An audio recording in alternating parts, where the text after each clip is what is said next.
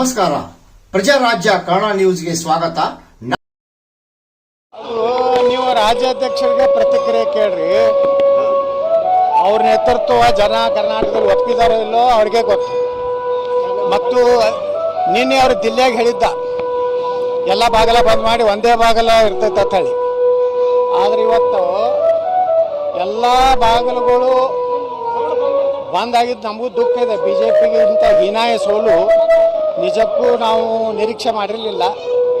ಆದರೆ ಇದೆಲ್ಲ ಒಳ ಒಪ್ಪಂದದಿಂದ ಕರ್ನಾಟಕದಲ್ಲಿ ಭಾರತೀಯ ಜನತಾ ಪಾರ್ಟಿ ಈ ಸ್ಥಿತಿಗೆ ಬರ್ತಾ ಇದೆ.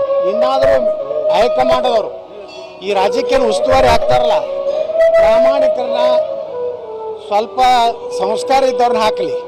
ಯಾಕಂದರೆ ಆ ಅರುಣ್ ಸಿಂಗ್ ಹತ್ತಿದ್ದ ಹಿಂದಕ್ಕೆ, ಅರುಣ್ ಸಿಂಗ ಒಬ್ಬ ಯಡಿಯೂರಪ್ಪ ಮತ್ತು ವಿಜಯೇಂದ್ರನ ಒಬ್ಬ ಸಂದೇಶವಾಹಕನಾಗಿ ಕೆಲಸ ಮಾಡಿದ್ರ ಪರಿಣಾಮ ಇನ್ನು BJP ಕರ್ನಾಟಕದಲ್ಲಿ ಇನ್ನೂ ವಿಜಯೇಂದ್ರ ಮಾಡಿದ್ದು ಜನ ತಿರಸ್ಕಾರ ಮಾಡ್ಯಾರತ್ತು ಸ್ಪಷ್ಟ ಸಂದೇಶ ಇದೆ. ಇನ್ನಾದರೂ ಹೈಕಮಾಂಡು ಈ ಪೂಜ್ಯ ತಂದೆ ಮತ್ತು ಪೂಜ್ಯ ತಂದೆಯವರ ಮಗನ ಮಗನ ವ್ಯಾಮೋಹ ಬಿಡಬೇಕಂತೇಳಿ ನಾನು ಕೇಂದ್ರ ಹೈಕಮಾಂಡಕ್ಕೆ ವಿನಂತಿ ಮಾಡ್ಕೊತೀನಿ. ನೋಡ್ರಿ, ವಕಫ್ ಬೋರ್ಡದ್ದು ಈಗ ಪ್ರಾರಂಭ ಆಗಿದೆ. ಇನ್ನೂ ಜನರಿಗೆ ಅದರದ್ದು ಇನ್ನೂ ನಾವು ಎಜುಕೇಟೆಡ್ ಮಾಡಬೇಕಾಗಿದೆ.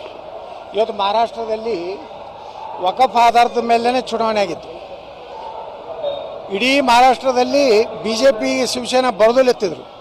ಉದ್ಧವ್ ಠಾಕ್ರೆ ಔರಂಗಜೇಬನ ಸಮಾಧಿಗೆ ಹೋಗಿ ನಮಸ್ಕಾರ ಮಾಡಿ ಬಂದ. ಅಲ್ಲಿಗೆ ಉದ್ಧವ್ ಠಾಕ್ರೆನ ಮುಗಿಸಿದ್ರು ಜನ. ಮತ್ತೆ ಮಹಾರಾಷ್ಟ್ರದಲ್ಲಿ BJP ಯುತಿ ಸರ್ಕಾರ ಏನು ಬರಲಿಕ್ಕೆ ಮಹಾರಾಷ್ಟ್ರ ಮತ್ತು ಜಾರ್ಖಂಡ್ ಎರಡೂ ರಾಜ್ಯದಲ್ಲಿ ನಮ್ಮ ಪಕ್ಷ ಅಭೂತಪೂರ್ವ ಗೆಲುವು ಸಾಧಿಸಿದೆ.